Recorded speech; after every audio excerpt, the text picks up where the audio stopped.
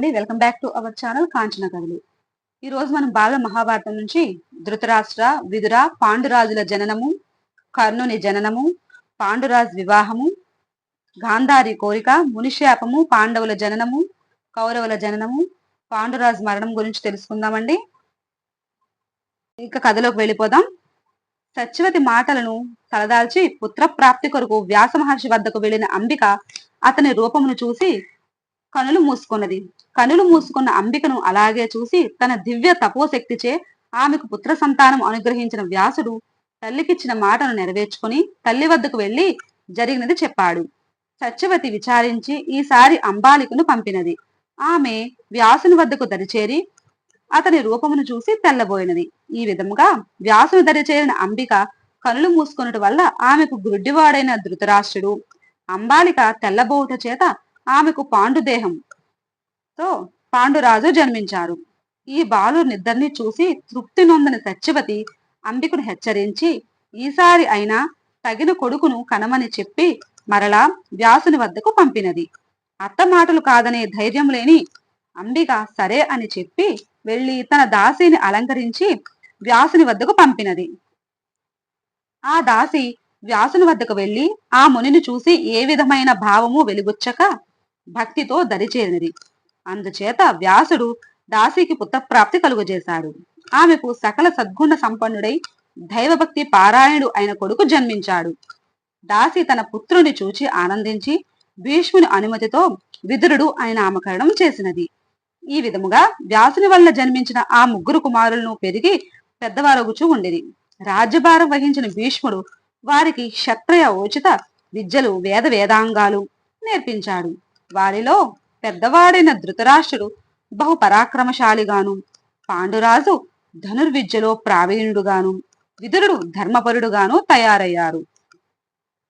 కాలక్రమమున ఈ ముగ్గురు బాలురు యుక్త వయస్సుకు వచ్చారు. భీష్ముడు వారితో ఒకరికి రాజ్యాభిషేకం చేయతలంచి పెద్దవాడైన ధృతరాష్ట్రుడు గుడ్డివాడొకట చేత రాజ్యపాలనకు అర్హుడు కాదు. విదురుడు వ్యాసుని అనుగ్రహం వలన జన్మించినను దాసీపుత్రుడు అగుట చేత రాజ్యపాలనకు తగినవాడు కాదు అని ఈ విధముగా ఆలోచించి అన్ని విధముల సమర్థుడైన పాండురాజుకు రాజ్యాభిషేకం జరిపించాడు. పాండురాజు అన్నగారి యందు గల భక్తిభావము చేత ధృతరాష్ట్రుడిని రాజుగా భావించుకుని రాజ్యభారము మాత్రం తానే వహించి భీష్ముని అనుమతితో విదురుణ్ణి మంత్రిగా నియమించుకొని ఈ విధముగా కొద్ది రోజులు గడిచిన పిమ్మట వారికి వివాహం చేయుటకు నిశ్చయించుకొని భీష్ముడు సత్యవతితో చెప్పి తగిన కన్యల గురించి అన్వేషించి గాంధార దేశపు రాజైన సుబలుని కుమార్తె గాంధారిని ధృతరాష్ట్రుడికిచ్చి వివాహం జరిపించాడు. తరువాత పాండురాజుకు తగిన కన్య ఎవరా అని ఆలోచించి అన్వేషించసాగెను. యాదవ ప్రముఖులలో ఒకడైన శూరసేనకు పృథ అనే కూతురు కలదు. ఆమెను కుంతిభోజుడు కోరగా పెంపకమును ఇచ్చాడు. కుంతిభోజుడు ఆమెను అల్లారు ముద్దుగా పెంచుకొనుచు ఆమె తన పేరు కలిగినట్లుగా కుంతి అని పిలుచుకుంటూ ఉండెను. ఈ విధముగా కుంతిభోజుని పెంపకంలో ఆమె యుక్త వయస్కురాలైనది. ఒకనాడు కుంతిభోజుని ఇంటికి దూర్వాసుడి రాగా కుంతి ఆయనను చూసి అతిథి సత్కారములు చేసి సంతోషించి ఆమెకు ఒక మంత్రం ఉపదేశించి అమ్మా, నీవు ఈ మంత్రమును జపించి ఏ దేవుణ్ణి కోరితే ఆ దేవుడు నీకు గొప్ప కుమారుణ్ణి ప్రసాదించగలడు అని చెప్పి వెళ్లిపోయెను. ఇది ఎంతవరకు యథార్థమో చూడవలను అనే అభిప్రాయంతో కుంతి ఒకనాడు సూర్య భగవాను మనసులో నిలుపుకొని ఆ మంత్రాన్ని జపించి ఆయన అనుగ్రహం వలన కవచకుండలములు కల తేజో సంపన్నుడైన బాలుణ్ణి పొందినది. అది చూసి భయపడి లోకానికి జడిసి ముద్దులు కురిపిస్తున్న ఆ చిన్నారి బాలుణ్ణి వదలలేక తప్పనిసరి అయి ఆ బిడ్డను పెట్టెలో పరుండబెట్టి నదిలో పడివేసినది. ఆ పెట్టెలో అలా పోయి ఒక సూతునికి దొరికినది. సూతుడు ఆ పెట్టెయందు గల బాలుణ్ణి భగవంతుడే తనకు ప్రసాదించి పిల్లలు లేని కొరత తీర్చాడని భావించి మిగులు ఆనందించాడు. ఆ బాలుని తీసుకుని పోయి తన భార్య రాధకు ఇచ్చి జరిగినదంతయు చెప్పగా ఆమె ఎంతో ఆనందించినది. అది మొదలు ఆ దంపతులు తమకు దొరికిన బాలుని ఎంతో ప్రేమగా పెంచుకుంటూ ఉండిరి. ఆ బాలుడే కర్ణుడు. ఈ విధముగా జరిగిన కొంతకాలమునకు కుంతిభోజుడు తన కుమార్తె కుంతికి స్వయంవరం ఏర్పాటు చేసి అన్ని దేశములకు ఆహ్వానం పంపించెను. స్వయంవరం నందు ఎందరో రాజులు వచ్చారు. వారిలో పాండురాజు కూడా ఉన్నాడు. సహజంగా అందగాడైన పాండురాజు అలంకరణతో మరింత వైభవోపేతంగా కనిపించుట చేత కుంతి పూలమాలను పాండురాజు మెడలో వేసినది. అది చూచి సమర్థుడైన పతిని ఎన్నుకున్నందుకు సంతోషంతో కుంతి భోజుడు వారిద్దరకు వివాహం జరిపించి అంతులేని కానుకలిచ్చి హస్తినాపురమునకు పంపాడు. భీష్ముడు పాండురాజునకు మరొక భార్య కూడా చేయతలంచి మధ్రదేశపు రాజైన శల్యుడికి కన్యాశుల్కమును చెల్లించి అతని చెల్లెలు మాద్రిని తీసుకొని వచ్చి వైభవోపేతముగా వివాహం జరిపించాడు. పాండురాజు ఇద్దరు భార్యలతోనూ సమస్త సుఖాలు అనుభవించుచు ధర్మయుక్తముగా రాజ్యపాలన చేయుచు దిగ్విజయ యాత్రకు బయలుదేరి నాలుగు వైపులా రాజులను జయించి విజయుడై హస్తినాపురమునకు చేరాడు. తరువాత భీష్ముని అనుజ్ఞను తీసుకుని భార్యలిద్దరినీ వెంటబెట్టుకుని వనవిహారమును కొరకై హిమవత్ పర్వత ప్రాంతములలో అడవులకి వెళ్ళాడు.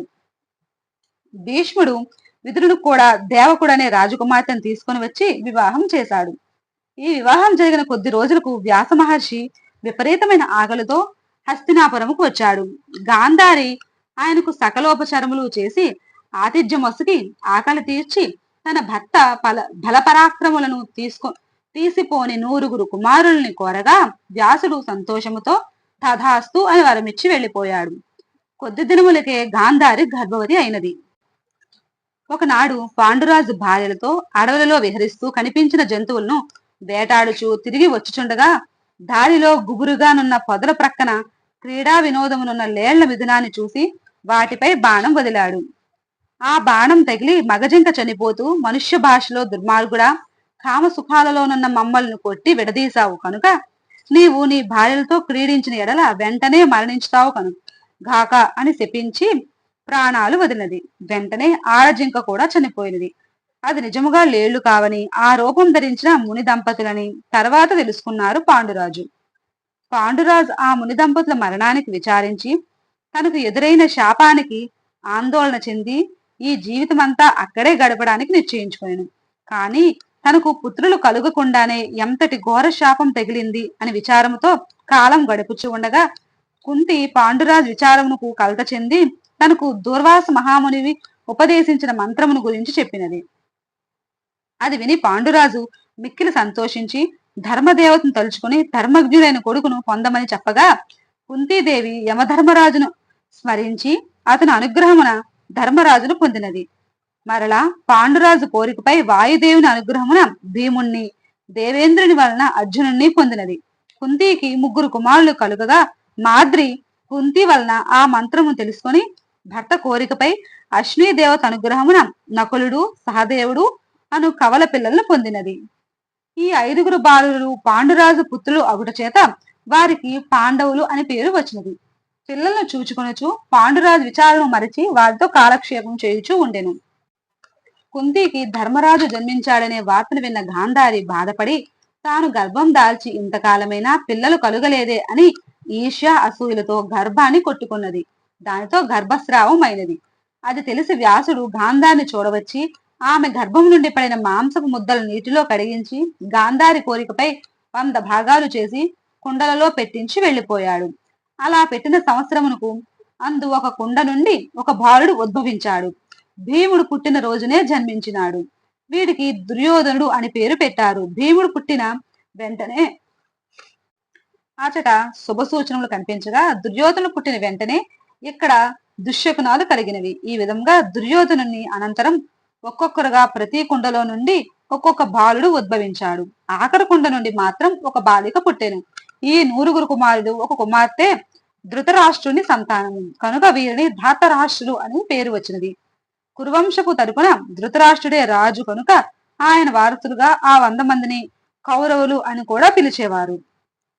కుమారులు ముద్దు ముచ్చట చూచుకుంటూ కాలం గడుపుచున్న పాండురాజు ఒకనాడు ఒంటరిగానున్న మాద్రిని చూచి కామమోహితుడై ఆమెతో క్రీడించి మునిశాపం వలన వెంటనే ప్రాణాలు కోల్పోయాడు.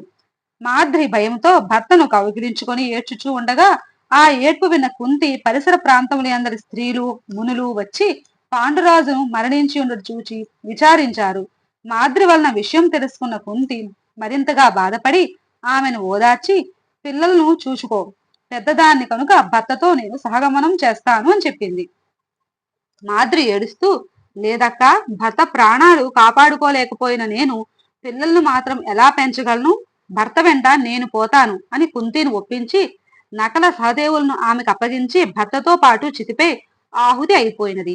పాండురాజు పోయిన తరువాత ఇక కుంతి పిల్లలు అడవులు ఉండుట క్షేమం కాదని భావించి మునులు వారిని వెంటబెట్టుకుని హస్తినాపురమునకు వచ్చారు. మునులు జరిగినదంతయు ధృతరాష్ట్రునికి భీష్మునికి చెప్పి కుంతి పాండవులను వారికి అప్పగించి వెళ్లిపోయారు. పాండురాజు మరణమునకు విచారించి భీష్మ ధృతరాష్ట్రులు కౌరవ పాండవులను సమముగా చూచుకుంటూ ఉండిరి. ఆటపాటలు అన్నిట ఆధిక్యతను సంపాదించుకున్న భీముణ్ణి చూచి దుర్యోధనుడు ఒక జట్టుగా విడబడి భీముణ్ణి చంపు ప్రయత్నములు చేయుచూ ఉండెను. ఒక రోజు భీముడు నిద్రించుచూ ఉండగా కాళ్ళు చేతులు కట్టి సముద్రంలో పడవేయించెను. ఆ ప్రయత్నం విఫలమై సురక్షితంగా ఇల్లు చేరిన భీమునకు మరో రోజున అన్నములో విషము పెట్టి చంపవలనని చూసెను. విషము జీర్ణమై ఆ ప్రయత్నము కూడా విఫలమైనది. ఈ విధముగా పాండవులంటే దుర్యోధనాదులకి చిన్నతనము నుండే అసూయ ద్వేషములు పెరుగుచూ ఉన్నవి. భీష్ముడు కృపాచార్యుని పిలిపించి కౌరవ పాండవ కుమారులకు విద్యాభ్యాసమునికై నియమించాడు.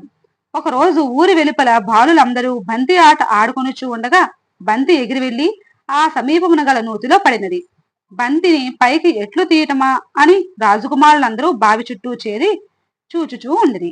అదే సమయమున ఆ వైపుగా వచ్చుచున్న ద్రోణాచార్యులు నూతి చుట్టూ చేరిన రాకుమారులను చూచి వారి వద్దకు వచ్చి, రాకుమారా, ఎందుకు అలా కంగారు పడుతూ ఉన్నారు అని అడిగి ఆ బాలకుల వల్ల విషయం తెలుసుకున్నాడు. బంతియే కదా మీకు కావలసింది, నేను తీస్తాను చూడండి అని ఒక బాణమును బంతి దిగినట్లుగా వేశాడు.